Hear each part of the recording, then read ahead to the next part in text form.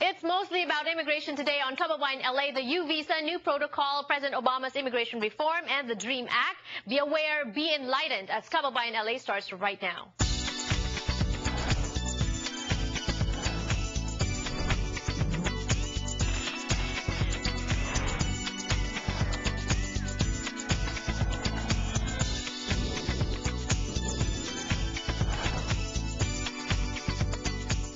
Wednesday, everyone. You are watching Kababayan LA. This is America's first and only daily talk show for and about the Filipinos. At nais ko pong magpasalamat sa lahat ng sumubaybay at nanood kahapon for our Sugar Shane Mosley, Manny Pacquiao after fight special on Kababayan LA. If you missed that, all you need to do is log on to our YouTube channel, youtube.com/kababayanla18. Hindi lang po yan. Marami pa po kaming mga specials in the last couple days. And I know that some of you weren't able to watch. So please, www.youtube.com/kababayanla18. Tell your friends and family about that as well. Also on Twitter, twitter.com/Janelle So. Ngayong hapon sa Kababayan LA, pag-usapan po natin immigration. Napakarami pong nangyayari. And I know that is an issue that is close to our hearts as an immigrant community. But before that, alamin po natin ang balita mula sa balita. Pinoy na Pinoy, Weekend Balita. Ronnie Ligo, Editor-in-Chief of Midweek and Weekend Balita, thank you for joining us this afternoon on Kababayan LA. Magandang hapon sa inyong lahat. Ito, naman, Janelle, meron naman tayong report, Kababayan LA tayo, pero mga kababayan natin nang-aabuso ng kapwa nating mga kababayan. Alam mo, nakakahiya, nakakalungkot, at nakakaiyamot ang mga balitang yan. Fellow kababayans taking advantage of fellow kababayans, and this story is not new to us. This involves a couple who's taking advantage of undocumented Filipino immigrants here in the States. Ano bang storya nito? Oo, 10 Pilipino, Actually, ang nangyari sa federal court, ang couple na ito, si Maximino Morales, 45 years old, at ang kanyang asawa, si Melinda Morales, 48 years old, they pled guilty to federal charges na kung saan hinarbor nila itong mga illegal aliens na to, mga illegal Filipinos na actually inismuggle daw nila, at pagkatapos binabayaran sila below the minimum wage at tinatakot pa sila na isusumbong sila sa immigration pag magreklamo sila.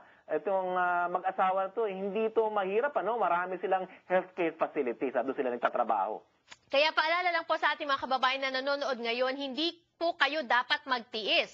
Kung kayo po ay inaabuso ng inyong mga amo or sa tingin nyo ay hindi kayo nababayaran ng sapat, meron po kayong mga karapatan. And whether you are documented or undocumented, whether you are an illegal immigrant here in the States, you can help, in fact, or you can fight for your rights. In fact, minsan po ay nakakakuha din po kayo ng green card through that. Correct, Ronnie? Oo, hindi lang yan, at babayaran pa sila ngayon as part of the sentencing nila, ito, it carries multiple years of imprisonment at babayaran sila yung 10 Pilipino niya ng at least $500,000 para sa kanila. At hindi lang yan, alam naman natin, itong mga kababayan natin, they are being honored by the FBI kasi nga for coming forward at isumbong ang kanilang mga supposedly employers na kung saan ay inaabuso naman sila. Because if you don't report this, chances are mas marami pa pong maaabuso. It's not just you. And of course, we aim to put a stop to this. Of course, Ronnie, well said,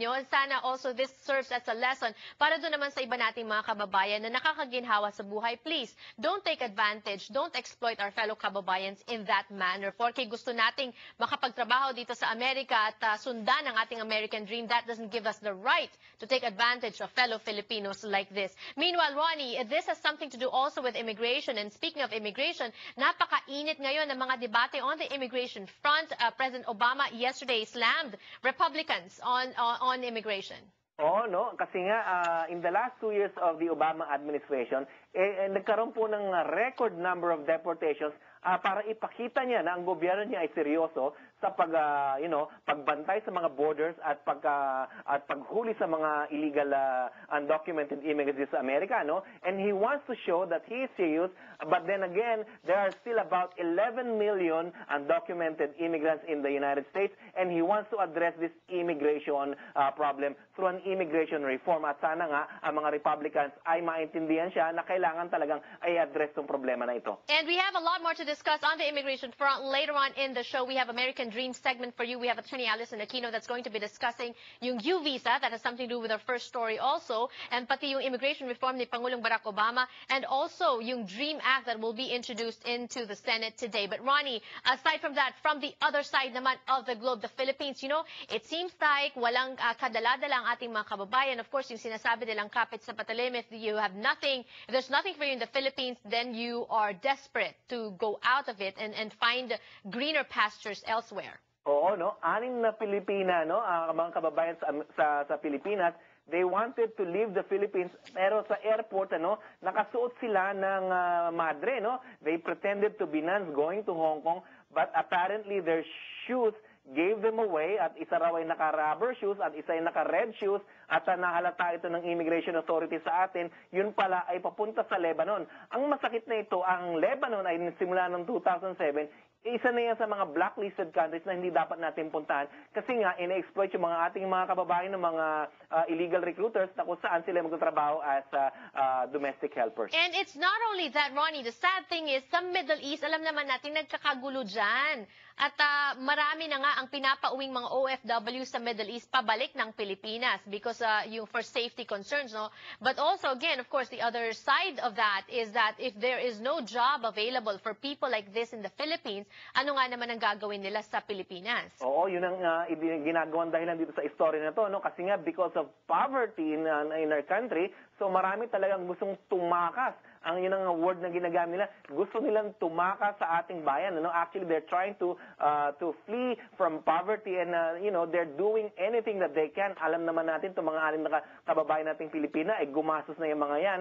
They were hoping that they could land a job somewhere else, no? At sinabi na natin sa Lebanon, kahit na nagkakagulo na sa Middle East, ano? Pero hopefully na ito ay maging leksyon sa ating mga kababayan na hindi naman lahat po pwede na ganito na lang ang paraan na gagawin natin. Okay. No? At dapat bantayan nating maigi itong mga illegal recruiters na ito. Thank you so much, Ronnie, for sharing those stories with us this afternoon. Maraming salamat po sa inyo. Mas marami pa pong balita sa kanilang website, www.balita.com. I have a weekly column there. You can click on that as well. Also, kung meron naman kayong nasa supermarket or Filipino establishments, pick up your copy of Balita, Midweek and Weekend Balita. Magbabalik pa po ang Kababayan LA. Don't go away.